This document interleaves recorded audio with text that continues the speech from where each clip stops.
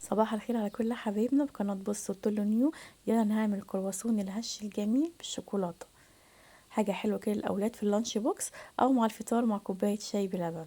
طري وهش بدون أي تعقيد بأي وسيلة هتعمليه لأنه بسيط جدا. أول حاجة هنجيب بولة مع بعض هنحط فيها معلقتين كبار خميرة فورية أو خميرة البلدي. تمام. هننزل عليهم بكوباية سكر وكله بالبج العادي هتمشي معانا بالمقدار. وبعد كده هننزل بكوباية لبن دافي. كل المكونات السائلة اللي نشتغلها مع بعض في الوصفة هتكون دافية عشان تنشط الخميرة، خاصة احنا في فصل الشتاء دلوقتي. بعد كده بنفس الكوباية هملاها كوباية مية دافية، وهقلب كل المكونات دي مع بعض، وهنزل بكوباية دقيق، وهقلب ده كله مع بعضه بالمضرب العادي خالص. وبعد ما احس مفيش اي تكتلات وكله داب مع بعضه في الخليط، هنزل بكوباية الدقيق تاني. المقدار خد معايا كيلو دقيق الا كوباية. تمام. لغاية ما السوائل الدقيق شرب السوائل، وكله بالمج العادي مع بعض كده هنشوفه اسهل طريقة وبنقول اي تعقيد.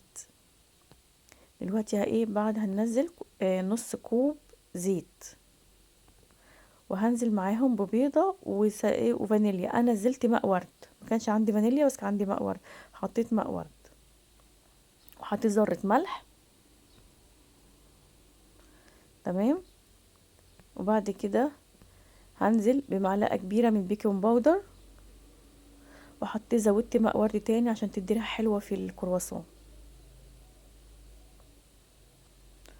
وهقلب ده كله بالمضرب العادي، هقلب كويس جدا عشان مفيش اي تكتلات وكل المكونات تختلط مع بعض، الزيت والدقيق والبيكنج باودر والسكر والخميرة وكله مع بعضه. تمام. وبعد كده هنزل بالدقيق كوباية كوباية بنفس البق اللي اشتغلنا بيه. تمام. لغاية ما نعمل لغاية دلوقتي احنا عملنا حوالي 4 كوبايات دقيق. هفضل انزل كده اعجن شويه وانزل بالدقيق لغايه ما الدقيق يشرب كل السوائل. يعني في دقيق بيشرب السوائل اكتر وفي دقيق لا بينطر السوائل. فانا بقول لكم الدقيق اللي معايا خد الكيلو الا كوبايه، وهعجن كويس جدا لحد ما يشرب العجين السوائل. تمام. وهنزل كده الدقيق بالراحه بالراحه واعجن، وهاجي لغايه ما اطلع فيها كل الجلوتين بتاعه ويبقى متملك كويس كده بلغه الصعايده. هعجن كويس خالص لغايه ما يشرب كل السوائل. دلوقتي اهي بقول لكم بص متماسكه، لا تقيله قوي ولا حاجه، متماسكه وشاربه كل سوائلها، وعجينه طريه معانا وهش.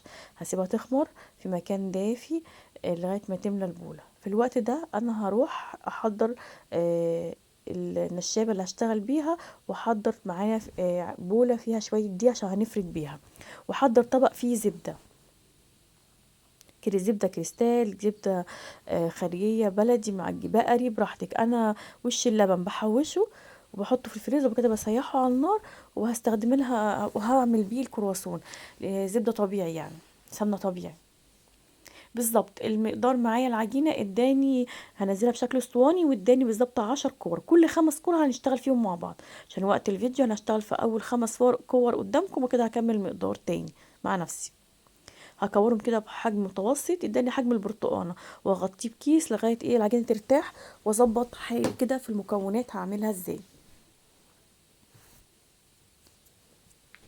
وعشان طبعا العجين بتاعنا ما ينشفش لازم نغطيه ترتاح وتخمر تاني.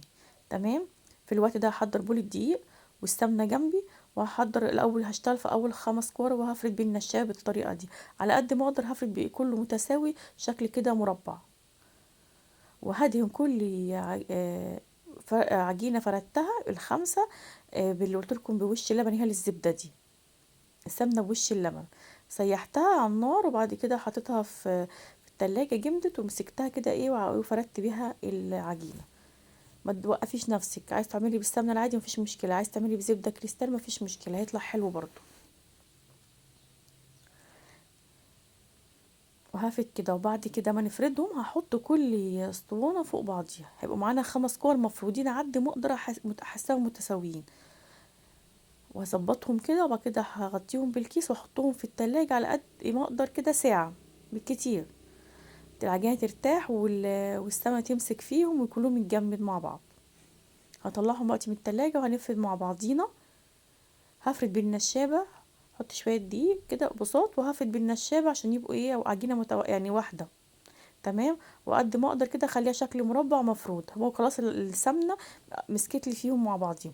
وهقطع بعجلة البيتزا. مش عايزين نهدر اي حته حاجه من العجين، هنقطعها بشكل كده مثلثات زجزاجات فوق وتحت. انا مبطئه الفيديو عشان تشوفوا الطريقه بسيط خالص.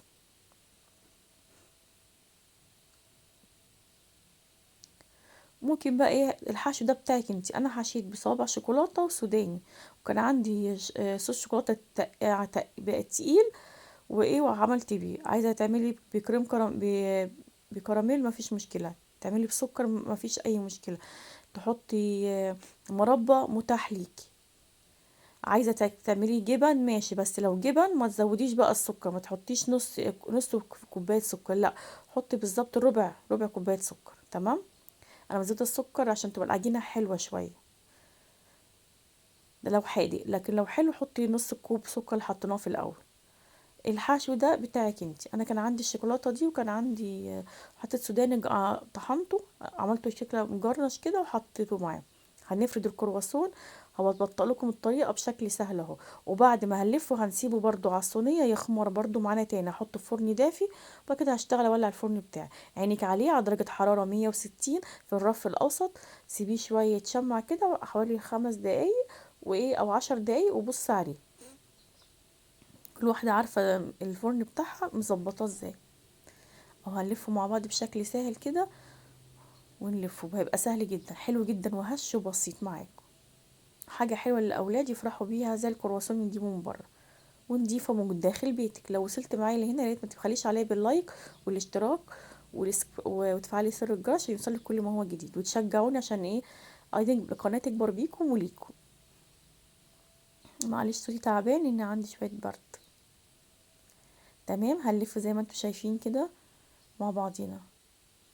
وبعد كده بعد ما يخمر هسيبه حوالي نص ساعة في الفرن الدافي. طافية الفرن بس دافي. هنجيب بيضة وايه وهدهن بيها وش الكرواسون. حطيت على البيضة طبعا ماء ورد برضو عشان الريحة طبعا. وبعد كده بعد ما يستوي هياخد معانا حوالي نص ساعة او ربع ساعة بالكتير، كمان مش نص ساعة حسب الفرن بتاعك. هطلعه وهغطيه بفوطة علشان يكون طري معانا وما ينشفش. وده كده الكرواسون بالشوكولاته على طريقتنا، بألف هنا وشفا كل حبايبي. مع السلامة.